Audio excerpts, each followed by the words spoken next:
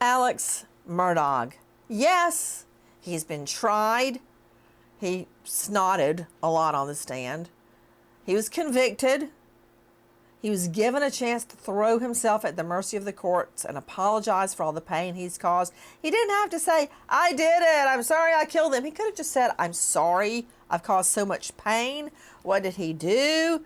He lied right in the judge's face again and went, I'm innocent. That's pretty much all I have to say.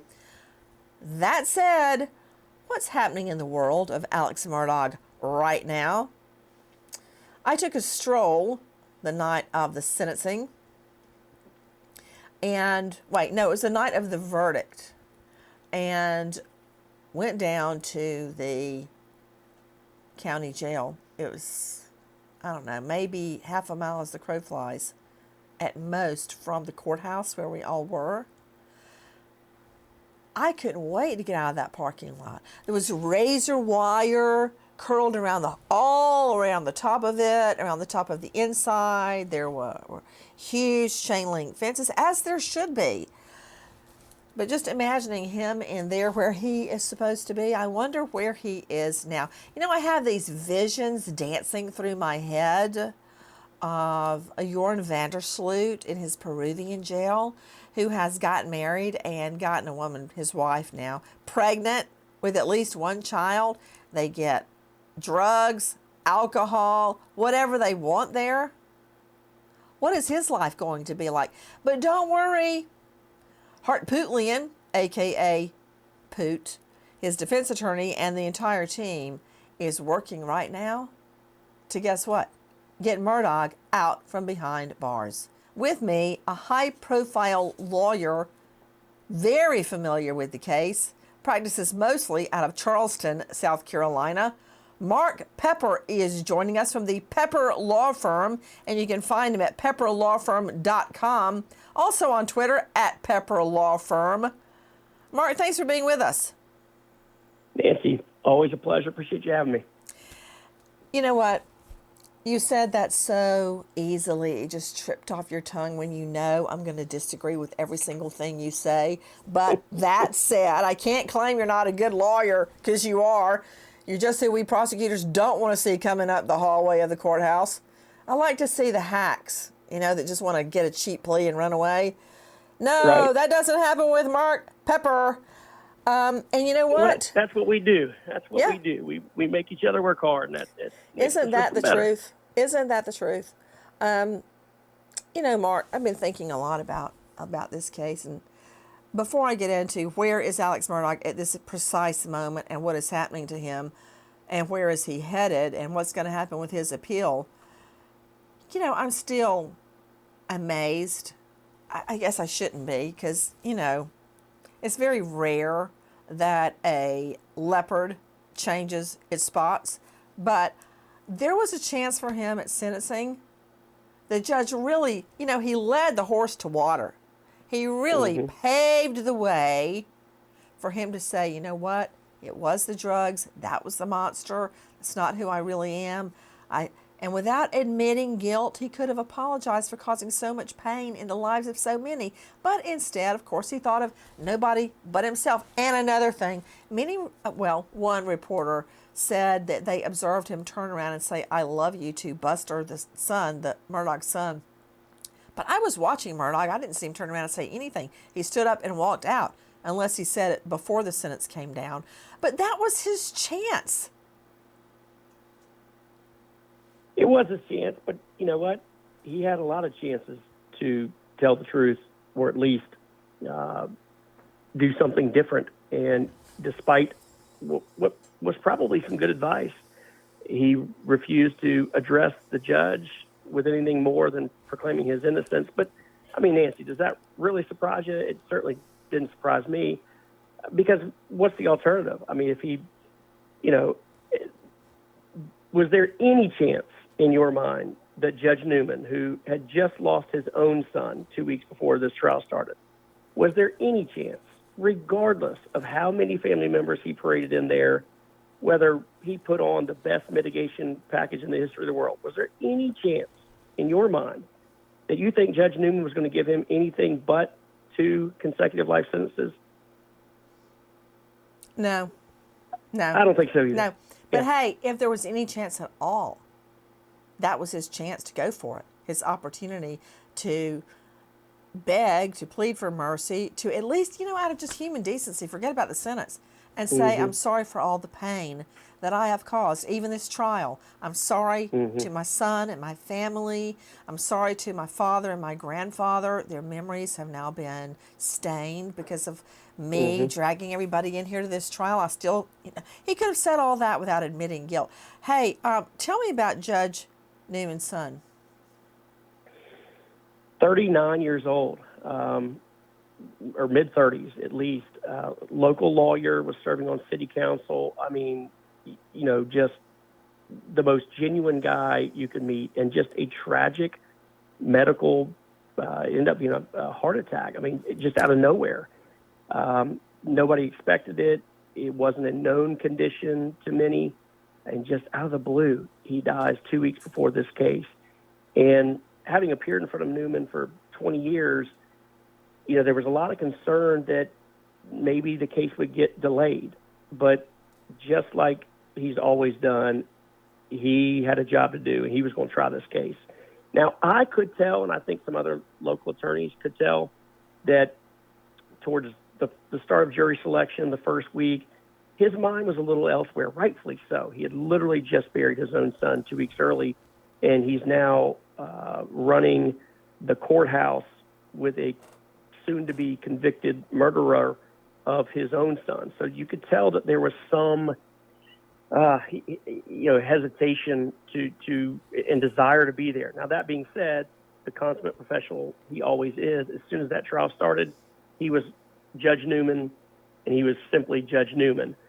And then we got to see kind of a personal side of him during sentencing, where he looked Alec in the eye and almost dared him to address the court, and even called him out, Nancy. Remember when he said, Alec, what was that quote you said on the stand? He made him repeat it, right? I mean, goading him into, give me something here, because I just lost a son. And if you recall, which I thought was a very, very poignant moment during sentencing, he gave him a life sentence with regards to Maggie. And then he turned to him and said, and with regards to your son, almost tongue-in-cheek, who I know you loved very much, I also sentence you to life in prison consecutively. And to me, that was his way of saying, how dare you come in my courtroom and lie to me? How dare you file a notice of alibi with this court, yet take the stand and admit for the first time that you were there? That was his way of saying, how dare you come into my court when I've just gone through the tragedy I've gone through and sit here and lie to me and this jury. He said all that without saying any of it, which is who Judge Newman is. Very, very poignant moment towards the end of that trial. Mark, guys, with me is Mark Peper. He's a high-profile lawyer based in Charleston, but practices all over. Everybody has a favorite judge, and I'm not asking you to name yours because you're still practicing in front of courts, but one of my favorites was Luther Alverson. Judge Alverson, I practiced in his courtroom for years, and really all the courtrooms, but his courtroom the most. And he was the oldest judge in the courthouse, in the Fulton County Courthouse, which is inner city Atlanta. And he was 84, I think, when he finally retired. But he would get up every morning and run 2 miles before he came to court. Now, listen to this. His theory was he wanted to prove to all the other judges that he was fit to be on the bench because he was so old, he escaped mandatory retirement of the judges at a certain age. So, so he was grandfathered onto the bench. My point is, you know what a jail count is, right, for each courtroom. It's how many people on your docket are waiting for trial or a plea, and they're sitting in jail. And, Georgia has been under a federal court order forever to keep the jail count down to avoid overcrowding. So we were under pressure to try cases left and right, not plead them out cheap, but try those cases of everybody sitting in the jail. And every week I would wait for the jail count to come out to make sure our courtroom had the lowest jail count. So I was, for all those years in Alverson's court, on trial every other week, Mark, if you can imagine that. But that said, that was my favorite judge, and Newman reminds me so much of Alverson. Yeah, he does, and it sounds like Judge Alverson was one of a kind, and I wish we had judges like him. But it's commendable to you, too, Nancy. As a prosecutor, you got to move that docket because you're so right. There are thousands and thousands of inmates, all of whom are innocent as they sit there in that jail cell. That's right. Right? Until they get their day in court. And kudos to you for moving that docket. That is a problem we have. I didn't really look at it as moving the docket, because I wanted everybody to get a fair trial and get their day in court and get a fair plea. I didn't want anything shoddy done that would come back on me later. And I wanted the right person to go to jail. I don't want to put anybody in jail. I wanted the right person behind bars, which leads me to Alex Murdaugh. So right now, I guess he's still at Kirkland, CI? That's right. That's right. That's kind of our holding facility for all new SCDC inmates.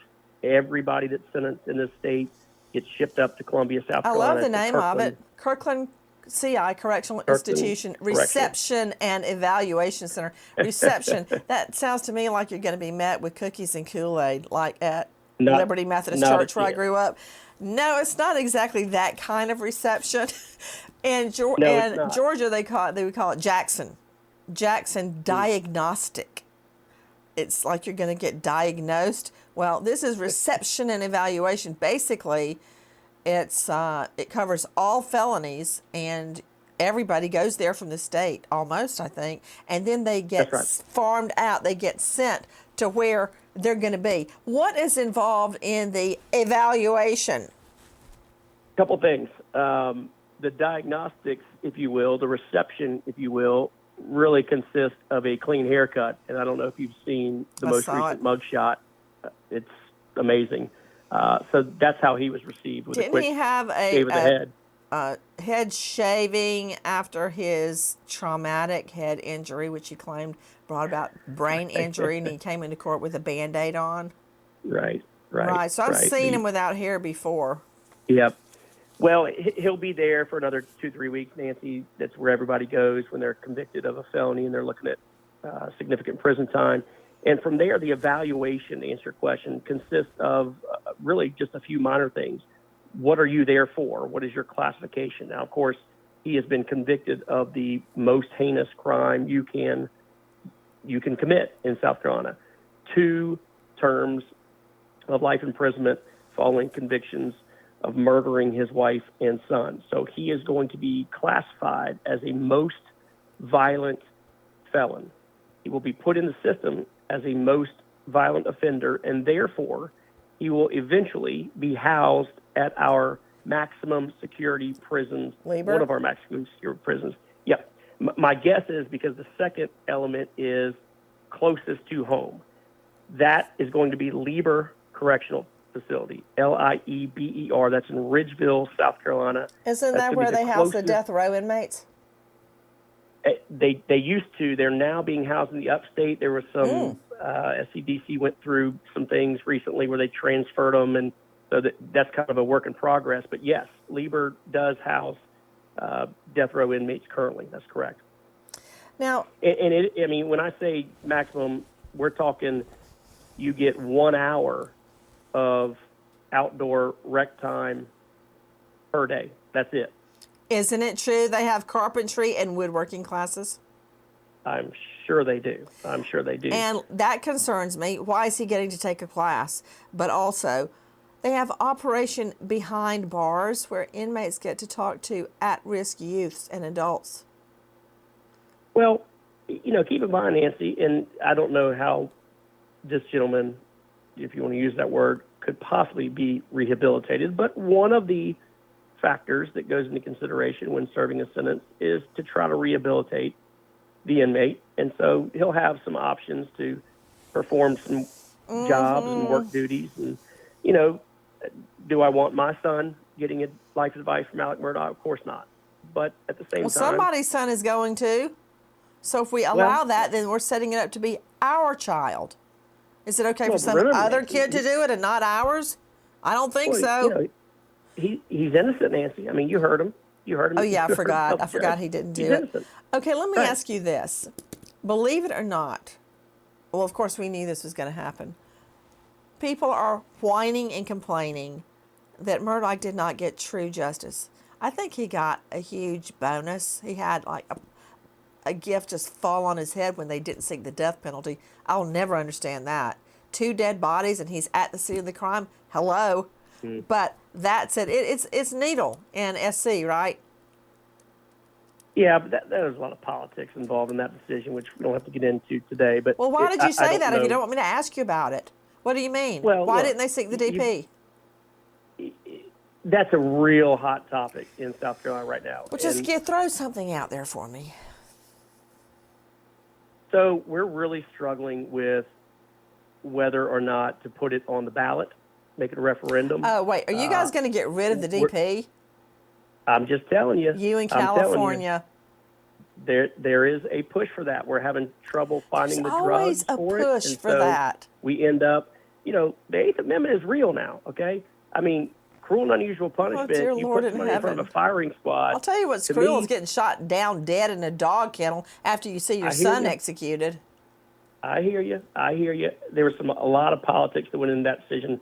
For whatever reason, it wasn't made. So to your point, he did catch a break. Did he get justice? Well, he Yeah, sure because did. the justice system worked. But now Nancy, I will everybody's tell you this. whining that the jury didn't deliberate long Well, enough.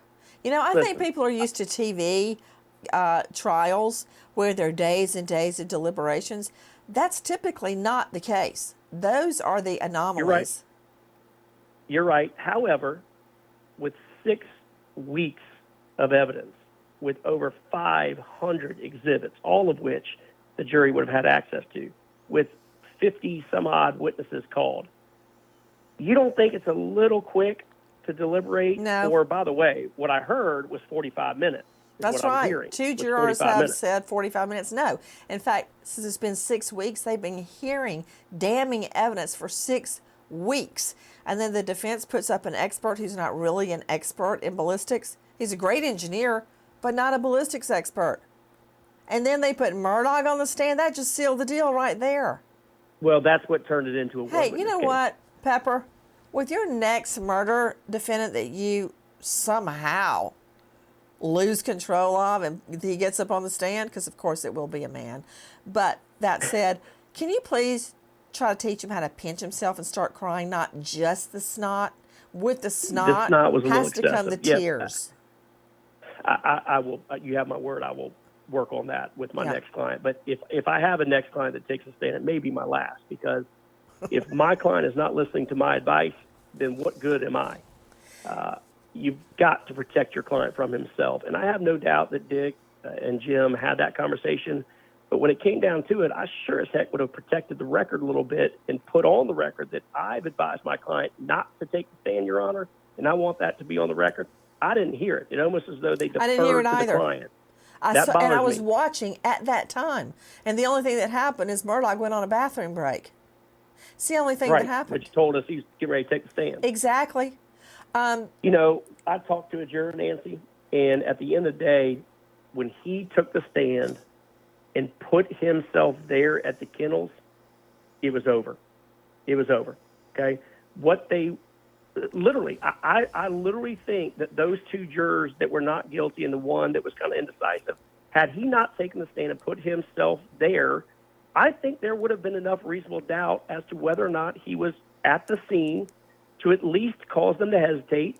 And all it takes is one juror to hold out. That's right. I always say the state's got to have 12.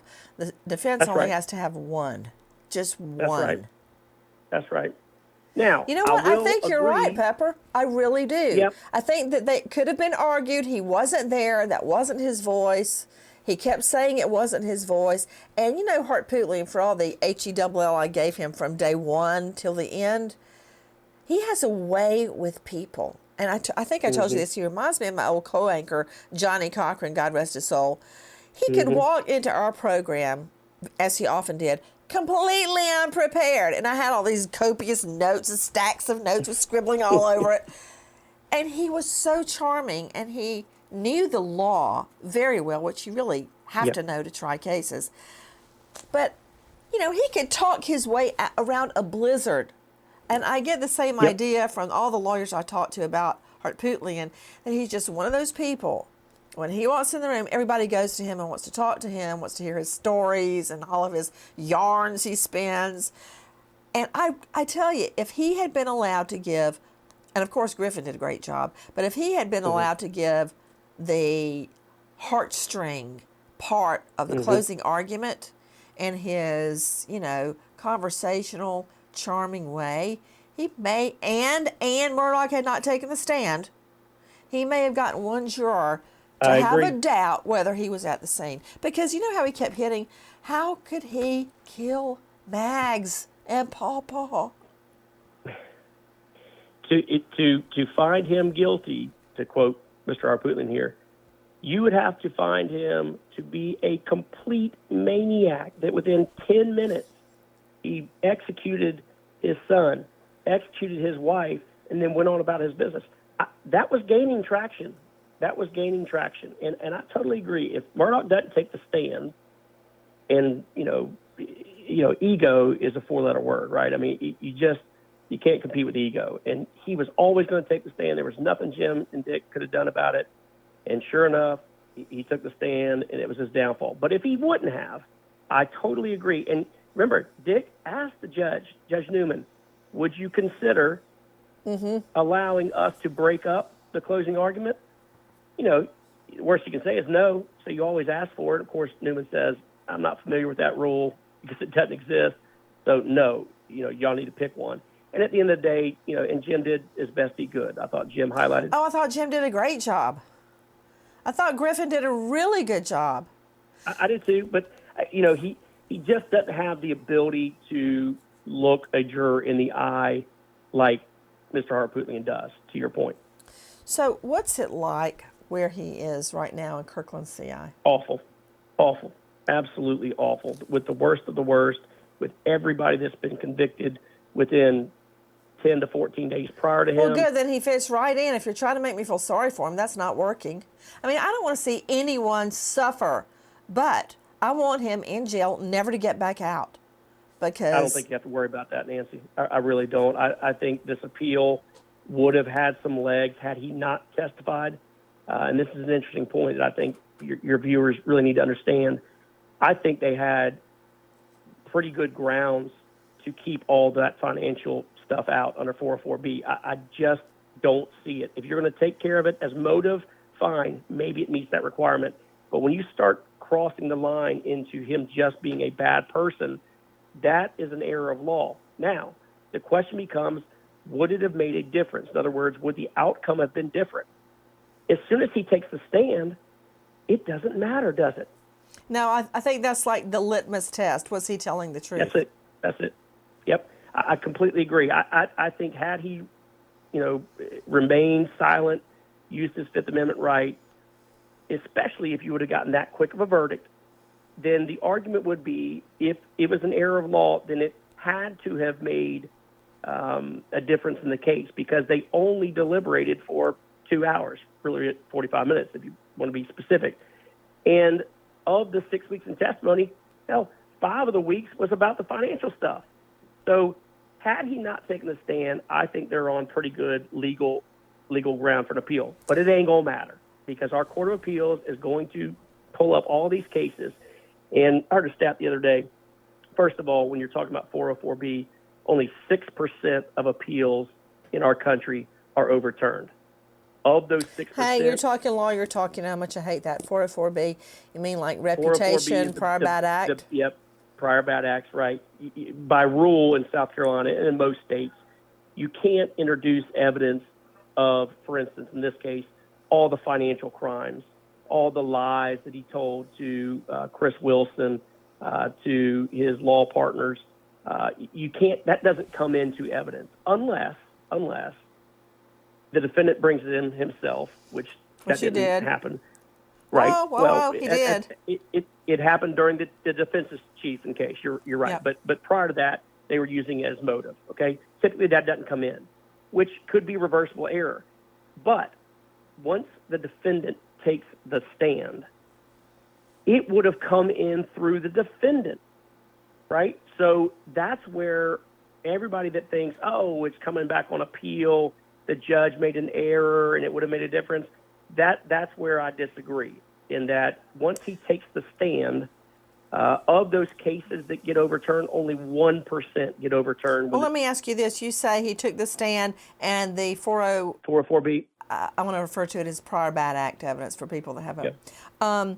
Why do you say necessarily would have come in once he takes a stand? Well, if you remember his direct examination opened the door to all of the financial crimes. In other words, Mr. Griffin started it with, you're a liar, aren't you? Yes, I did lie. Did you lie to SLED? Yes. Why did you lie to SLED? And then he came up with some BS he had the answer about boat being paranoid issue. or whatever. He right? had the boat He had the boat issue right. in his 911 right. call. And so the 911 call, he lied, right? So they would have addressed that through direct examination. Speaking of the boat issue, sounds like Murdaugh's got a trial date set for the death of the teen girl Mallory Beach killed in the boating accident. That happened in 2019. It's set to go forward August 14. On Alex Murdaugh's team, they're like, hey, I'm behind bars for 2 life sentences. I don't care about the Mallory Beach wrongful death. But it does matter because I believe that the appellate judges, while they're not supposed to look at that, they are going to look at all the evidence that comes out in that case. I mean, Murdaugh's team may go, who cares? But I would be concerned about the appellate court hearing about it. And not only that, what about any money left for Buster Murdaugh? I don't think there is any. I mean, you know, he had some. Didn't he file $500,000 on his mom's side? Yeah, and the receivership. But I mean, that there's so much litigation going on, Nancy, with regards to those estates and finances and all, and the lawyers are getting paid. But as much as I hate to say this for the Beach family, because Lord knows they deserve all the money in the world they can get, I don't know that there's going to be enough to go around, or nowhere near enough ever is there to provide justice in the wrongful death case. But you know, all this money is just being tied up with receivers and the state attorneys. Buster may be entitled to a little bit, but at the end of the day, he's worthless in more ways than one. But he's certainly worthless financially. You know, even though the Murdaugh defense team may be going, who cares about the Mallory Beach civil trial, I also think it's incredibly important for the people involved in that case to see it go forward. So their voices are heard too. It's just, you know, all this time I think Mallory Beach's family have been on pins and needles waiting for Murdaugh to be convicted. And I can't imagine how that feels, because now that's over. Now they really have to confront the fact that she's gone. The court battles are nearing an end, and now they're left without life, without their daughter. I hate to even say that, because I immediately think of my daughter and my son. And I mean, that's, you know, my reason for living is them, you know, to help them. Couldn't agree more. And they don't have that. Nope. It's going to be another long year for the Beach family. I think these financial crimes will come for trial soon as well. Now, how in the world? I mean, he's already pled guilty to him essentially by taking the stand. You know, if he was a man, just own up to everything at this point. Which he's not. Well, you know, that's wishful thinking. That's not going to happen. You know, I'm just anxious to see what's going to happen on appeal. I'm sure that his new appellate team, whenever they come in, is going to claim ineffective assistance of counsel. I don't know how they're going to do that, but they are. They're going to argue about venue. They're going to argue about the jury. They're going to argue about the prior bad act evidence coming in. They've got a whole plethora of things they're going to argue. Are they going to be successful? You know, the likelihood of somebody getting a reversal on appeal once they take the stand is incredibly low, just statistically. It's really 1%. 1%. Okay, you heard it from the horse's mouth. You're hearing Mark Peper, high-profile attorney, rumored to be a criminal defense attorney. The Peper Law Firm at pepperlawfirm.com. Mark Peper, thank you for joining us during the trial. And now the Alex Murdaugh story goes on. Goodbye, friend. My pleasure.